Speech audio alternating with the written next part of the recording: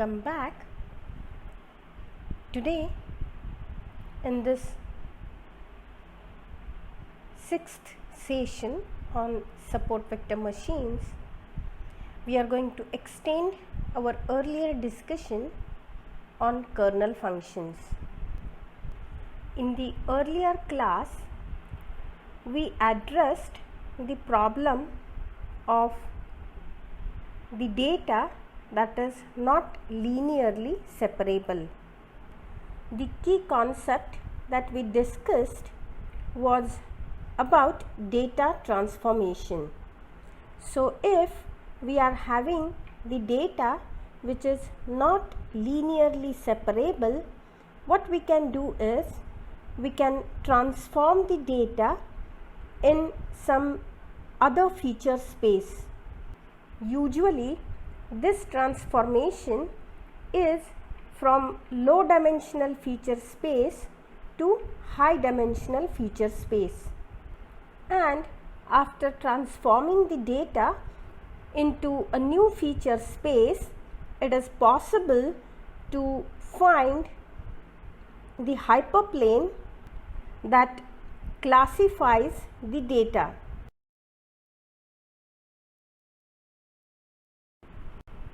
So if we are having the original feature space as X, we are going to transform this feature space in phi of X.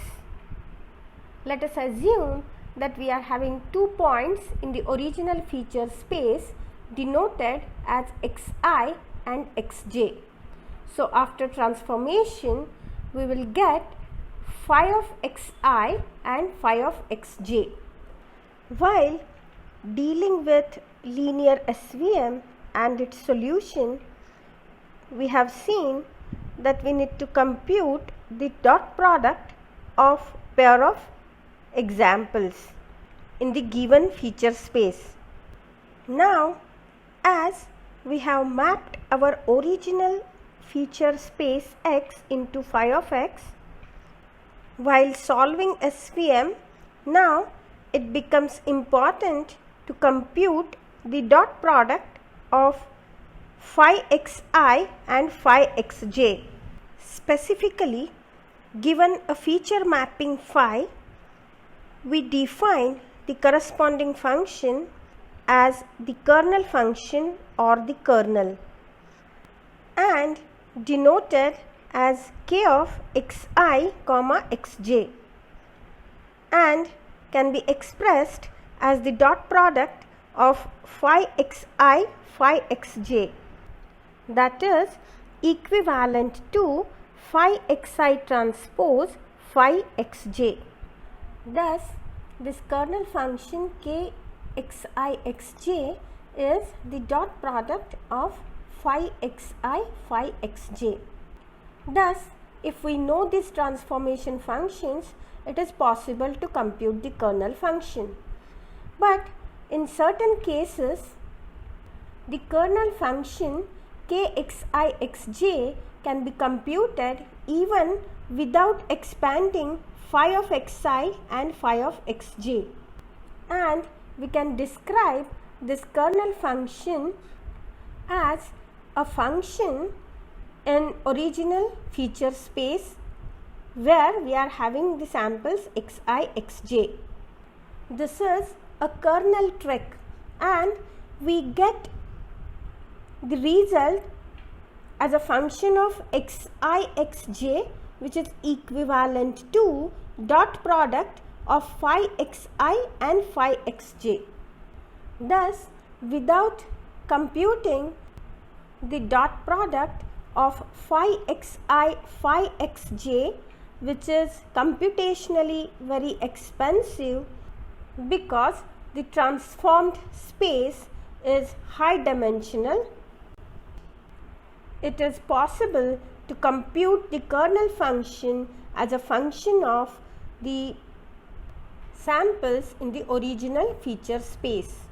In this way, using the kernel tricks, it becomes very efficient to compute the kernel function.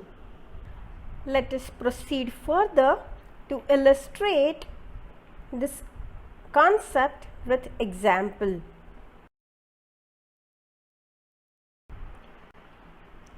Let us assume that we are having a two-dimensional feature space. Xi and Xj are two data points in this two-dimensional feature space. So Xi is a vector xi1, xi2, whereas Xj is a vector with two elements xj1, xj2. Please note, ij in the subscript represent the data points and 1 and 2 in the subscript denote the features. So xi1 is the first feature of data point xi and xi2 is the second feature of data point xi.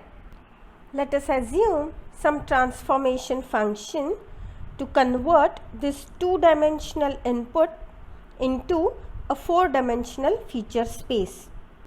Applying this transformation function to both the data points xi and xj, we get phi of xi and phi of xj as shown.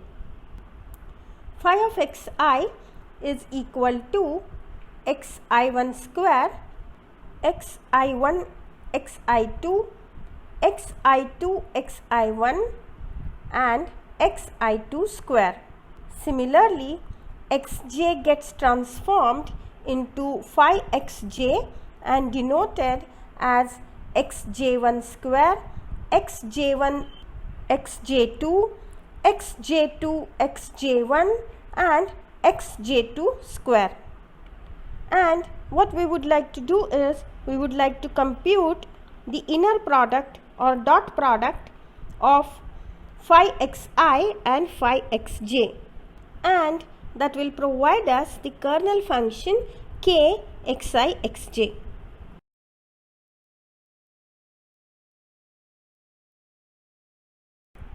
So now we have in the original space data points xi xj, and in the transformed space the data points denoted as phi xi, phi xj respectively.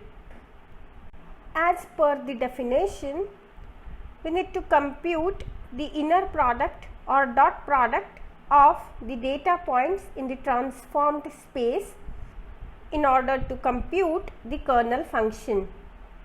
So let us compute this dot product of phi xi and phi xj, and this is phi xi transpose phi xj.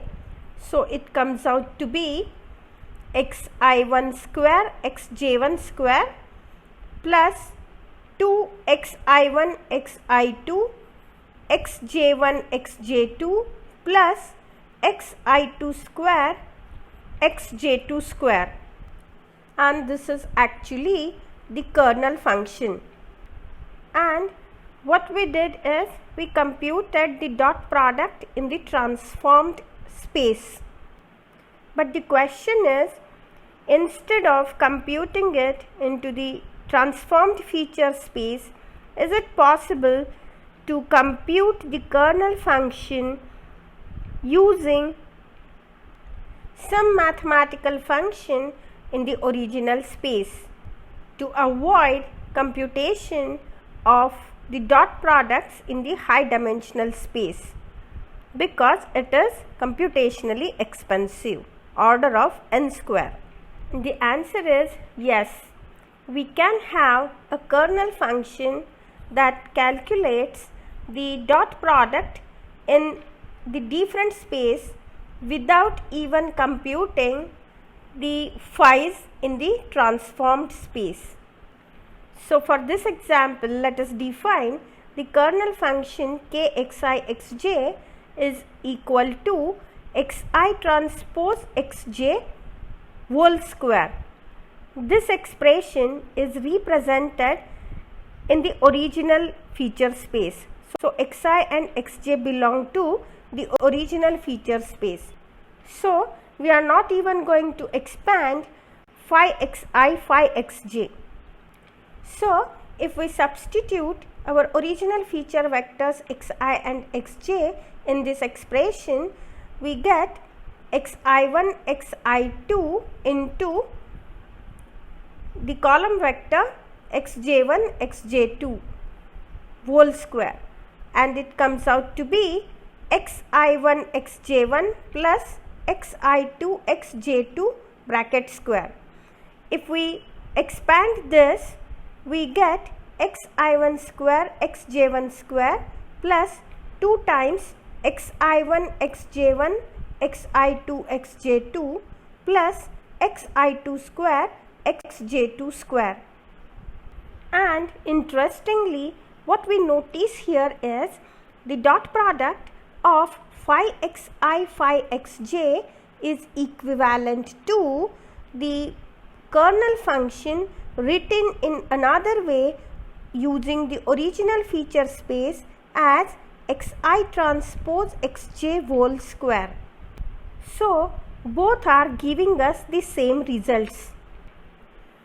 Thus, kernel trick allows us to operate in the original feature space without computing the data points in a higher dimensional space and providing us the result that was expected earlier after processing the features in the transformed domain. And this is the beauty of the kernel functions in SVM. To understand the concept even better, let us once again go through the example with the actual numbers. So, let us assume that we are having two data points xi, xj in two-dimensional space. Xi is denoted as a vector with two elements 1, 2. Xj is a vector with two elements 3 and 5. Using the same transformation function phi that we have used earlier, please refer to the earlier slide, we get phi xi equal to 1, 2, 2, 4 and phi xj as a vector 9, 15, 15, 25. For the sake of understanding, I will explain how we got this phi xj. So, we have xj as 3, 5, that means xj1 is 3 and xj2 is 5. In our transformation function phi of xj, the first element is xj1 square, so that is 3 square, so it is equal to 9. The second element is xj1 xj2, so 3 into 5 it is 15. Third element xj2 xj1, so 5 into 3 once again 15, and the fourth element is xj2 square, so 5 square equal to 25. So, this is how we got this phi xj. Similarly, we have got phi xi. Now, the dot product or the inner product of phi xi, phi xj is given as phi xi transpose phi xj. So, it is equal to 9 plus 30 plus 30 plus 100 equal to 169. Now, see how we can use the kernel trick. So, using the kernel trick, our function calculates the dot product in the original space without computing the phi's. So, kernel function k xi xj is given as xi transpose xj whole square. Here xi transpose becomes the row vector 1, 2 and xj is as given the column vector 3, 5. So, what we get is 3 plus 10 whole square and it comes out to be 169. So, once again here we observe that the dot product of the features in the transformed space is equal to the value that we have obtained by making use of a kernel trick or a kernel function.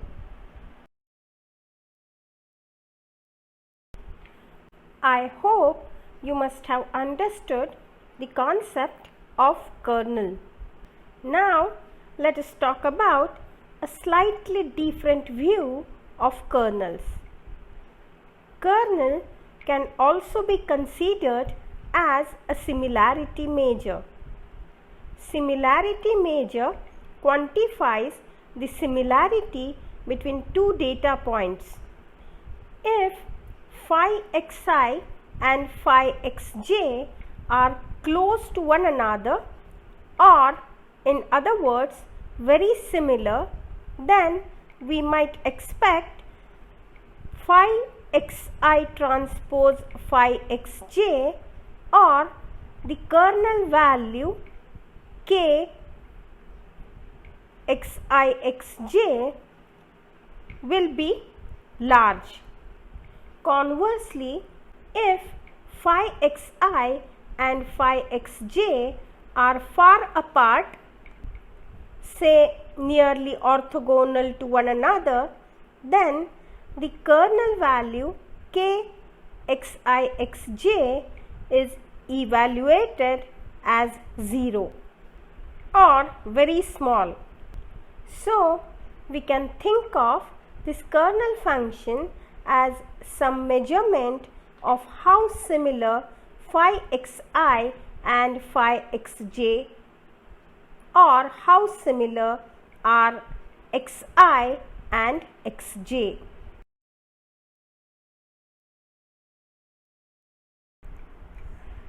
While learning kernel functions, we should understand that kernel can't be applied to all machine learning algorithms.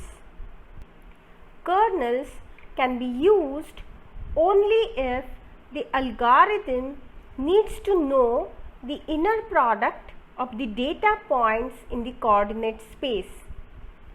For example, if we look at the dual form of SVM's objective function, then it includes the dot product or inner product of two observations xi and xj. So we are having the term here, please look at this objective function, we are having the term here xi transpose xj, that is the inner product of xi xj subject to the constraints. This inner product of xi xj in its original form can be replaced by phi xi phi xj, or dot product of phi xi phi xj in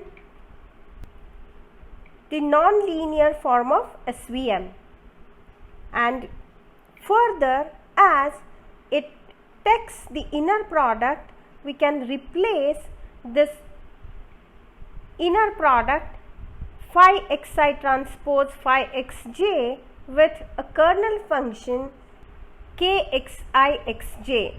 Thus, our objective function finally becomes summation over I equal to 1 to n alpha I minus half summation over ij equal to 1 to n yi yj alpha I alpha j k xi xj.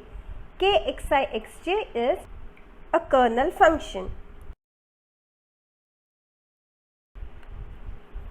Many different kernel functions are available to use. Let us list out few commonly used kernel functions. The first is the linear kernel. The linear SVM actually corresponds to a linear kernel, and it is represented as k of xi comma xj is equal to dot product of xi and xj. Please note here, in linear kernel, phi xi is same as xi and phi xj is equal to xj. That is the identity mapping between xi and phi xi, xj and phi xj. And thus the kernel function k of xi xj is equal to xi dot xj.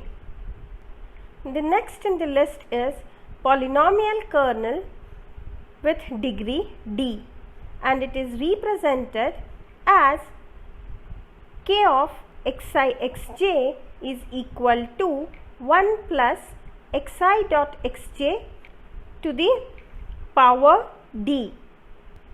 Let us see one small video to visualize the polynomial kernel. I have cited here the YouTube link from where we have got this video. So let us see. The blue red dots are not linearly separable, and using a polynomial kernel they can be separated or they can be classified. Have a look.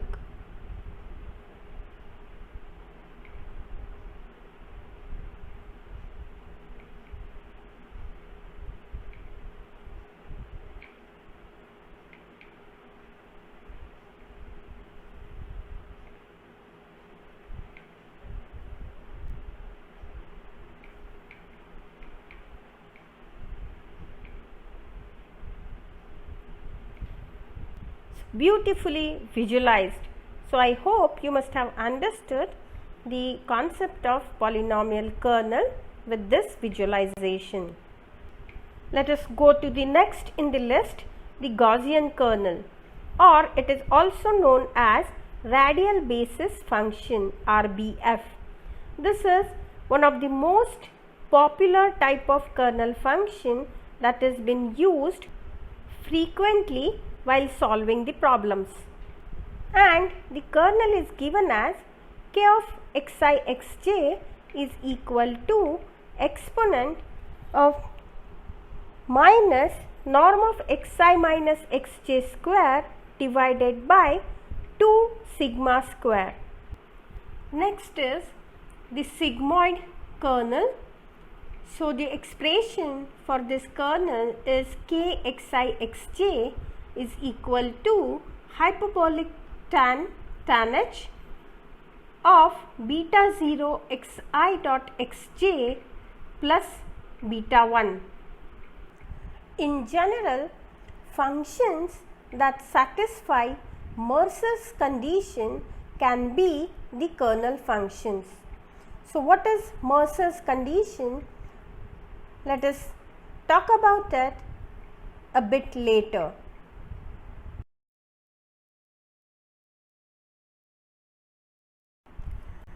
As we have seen earlier, kernel function can be thought of as a similarity measure between the data points. But please note that not all similarity measures can be used as kernel function. I will repeat, kernel functions can be treated as the similarity measure between the data points, but not all similarity measures can be used as the kernel functions. And here comes the concept of Mercers condition. Mercers condition states that if we can write the similarities between the points as a matrix, and this matrix is symmetric, positive, semi-definite, then a kernel function will exist. Or in general, Mercers condition states that any positive semi-definite kernel k xi xj for which summation over ij k of xi xj times ci cj is greater than or equal to 0 for any real Ci/Cj, they can be considered as kernel functions because such functions can be expressed as a dot product in high dimensional space. Thus, the functions that satisfy Mercers condition can only be considered as the kernel functions. Now, let us go through few examples of kernel functions. So, look at the first figure. This first figure represents the use of linear kernel, that is the linear hyperplane we have, that is classifying the red points and the blue points. In this second picture, we are having a quadratic kernel function, that is a kernel function with the second order polynomial. In the third figure, we are having a kernel function which is fourth order polynomial. In the fourth figure, we are having a kernel that is nth order polynomial. So, we are having different kinds of kernel functions here to classify the data points. Now, once we have this kernel function, how can we solve SVM? So, the formulation is very similar that we have seen earlier. In the original form of SVM, we tried to maximize the objective function having the term dot product of xi xj subject to constraints alpha I lies between 0 and c and summation over I equal to 1 to n alpha I yi equal to 0.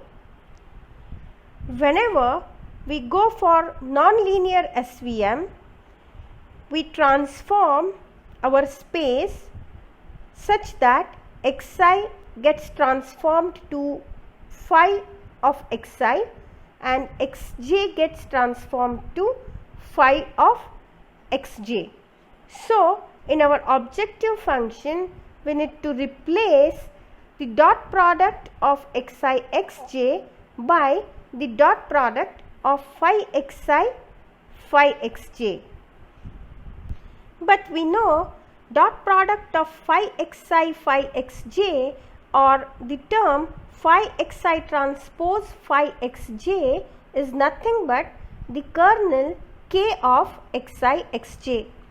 So, while formulating the dual for nonlinear SVM, we need to maximize the objective function given as summation over I equal to 1 to n alpha I minus half summation over ij equal to 1 to n yi yj alpha I alpha j k of xi xj subject to alpha I lies between 0 and c and summation over I equal to 1 to n alpha I yi equal to 0. So, the constraints remain the same.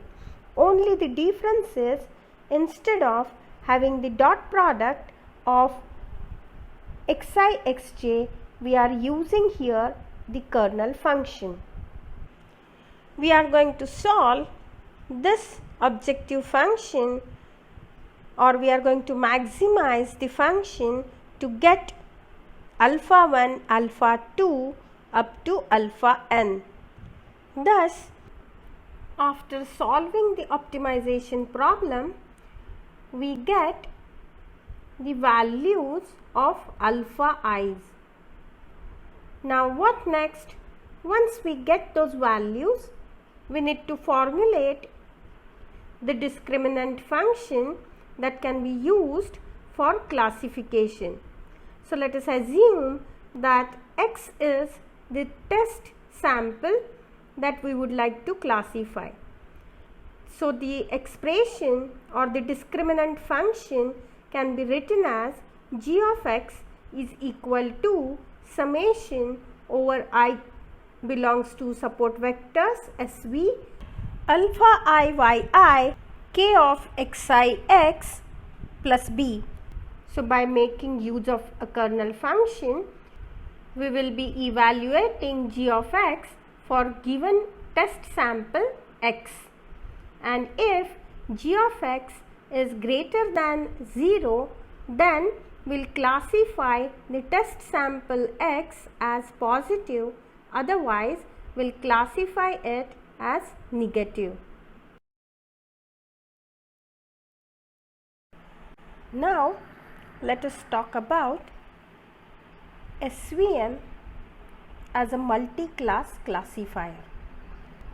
SVMs are inherently designed for binary classification. That means SVMs are designed to classify the data point between two classes, positive and negative. But many times in real world scenarios, we need to classify the data point among several classes.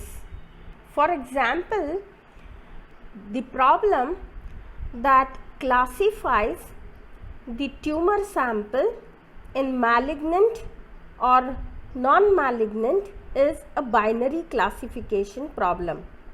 But there are the situations when we need to classify the tumor not only in two classes, but we also need to find out the grade of the malignant tumor, grade 1, grade 2, grade 3 and so on. So this becomes the multi-class classification problem. In this problem, the grade of the tumor actually defines the severity, and hence it will help the practitioners to treat the patient accordingly. So if we have such kinds of real world problems to be solved that needs to classify the data point in multiple classes, whether we can extend our SVM into the multi-class classification problem. So the answer to this question is yes. We can extend SVM for multi-class classification as well. In general, we may have k number of classes and we need to classify the sample among one of those classes. Just try to visualize this concept of multi-class classifier with one simple example. So here, look at this figure. We have the samples from 4 different classes. So here k is equal to 4 and the label y belongs to the set 1, 2, 3, 4. If you remember, while learning logistic regression, we have gone through similar kind of problem of multi-class classification, where we used the strategy known as one versus all or one versus rest. Here also we are going to follow the similar kind of strategy for multi-class classification. So if we have k number of classes, we are going to learn k different SVMs. Each individual SVM will be the binary classifier, and that classifies one class against the remaining samples from all the classes. Say for example, SVM1 learns class 1 versus all, SVM2 learns class 2 versus all, and so on. Thus SVMk learns class k versus all. As we know, for every SVM, now we will be having a discriminant function. Thus we will be having k different discriminant functions denoted as gj of x, where j varies from 1 to k. And the expression for this discriminant function is as shown on this slide. Summation over I belongs to support vectors alpha I y I k of xi x plus b, where x is the test sample that we would like to classify. So after formulation of the decision boundaries, we are going to make use of this functions gj of x.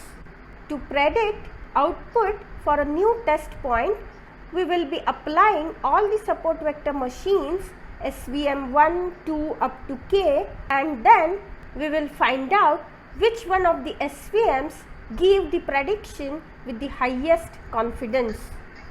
The idea is very simple. The further the point is from the decision boundary in the positive direction, the more likely we think it is to belong to that particular class. So we simply choose the class K for which the point is furthest from the boundary in the positive direction. In the simplest words, we can say we are going to calculate all gjx's and choose the maximum, or in other words, compute all gjx's and choose class J for which it is maximum, and this would be the class for the test sample. There are many SVM packages available with built-in functionality for multi-class classification using SVMs. I hope you must have understood the concept of multi-class SVM. Now, after going through enough discussion about SVM, once again we are going to discuss briefly about the solution to the dual problem. We have seen how to formulate SVM as a quadratic optimization problem, and we came up with the dual formulation which has certain features that makes it easy to deal with kernel function, and also we know that this problem can be solved using standard QP solver. And now we are just going to see how the solution strategy works for getting the solution of this dual problem. So in this context, we are going to focus upon the algorithm known as SMO algorithm, sequential minimal optimization. We are not going into the details of this algorithm, but I am going to brief you about this algorithm just for your information. So here is our optimization problem with constraints. So look at this. We are going to maximize W of alpha. This is our optimization function to come up with the alphas. To solve this problem using SMO, we take two alphas simultaneously and optimize these alphas. So let us go through briefly the algorithm sequential minimal optimization. We are going to repeat two steps till convergence of this algorithm. Step number 1, select some pair of alpha I and alpha j to update using some heuristics. And step number 2, re-optimize W alpha with respect to alpha I and alpha j while holding all other alpha k's fixed. The update to alpha I and alpha j can be computed very efficiently using this algorithm. We are not going into the mathematical details of this algorithm, but this is only for your information. With this, we are going to conclude discussion about support vector machines. Let us summarize the things that we studied under SVM. We had introduction to SVM initially, and we have seen the concept of maximum margin classifier. Then we talked about functional margin and geometric margin, based on which we tried to formulate optimal margin classifier. We posed the optimization problem in several ways, and we formulated the objective function for optimal margin classifier. Then, by applying the Lagrange's principle, we came up with the dual and tried to formulate the solution. So, after discussing the hard SVM, we went for soft margin classifier that allows some kind of noise in the training data set. We formulated the problem for soft margin classifier, and also we provided the solution. Further, we talked about nonlinear SVM and the kernel functions. We have seen the role of kernel function to have the efficiency while dealing with nonlinear SVM or linearly non-separable data sets. We looked at various kinds of kernel functions as well. So, I hope you must have understood all those concepts and you will be able to use SVM to solve machine learning problems. So, now you are equipped with one of the tools to solve the ML problems, and that is the support vector machines. Thank you.